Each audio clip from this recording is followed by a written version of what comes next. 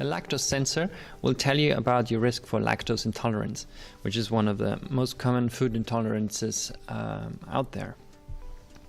Now, lactose is a component of milk. It's quite common in cow's milk, but it's also present in all sorts of other types of milk. And the body loses its ability to digest lactose, which then remains in the intestine rather than being broken down and taken up into the body. And this lactose is then a very potent food source for bacteria that reside within the intestine, and they then produce all sorts of acids and gases, and these can cause very severe digestive problems. And that's the basic concept of lactose intolerance. Now, people who suffer from primary lactose intolerance, which is the most common kind, they're usually lactose tolerant as children, and usually after the age of 6, their production of producing this enzyme starts to decrease.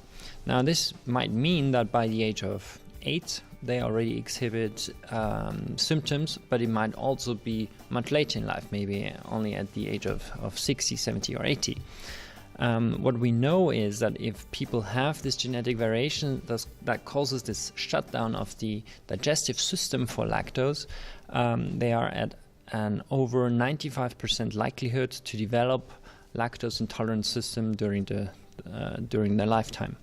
So we don't know when, but we know that it's very likely that during the lifetime lactose intolerance is likely to develop. Now, since this disease usually takes 5 years to be diagnosed correctly, you should be aware of your own personal risk and likelihood of developing it. And you can continue eating lactose-containing foods as long as you don't have any symptoms. But you should be aware and you should pay attention if you do exhibit any symptoms, and if yes, you should switch to a lactose-free diet. If you click on summary of effects, you will find out your own risk. If you're down here, your likelihood of lactose intolerance is very low. You might also be up here due to your genetic profile.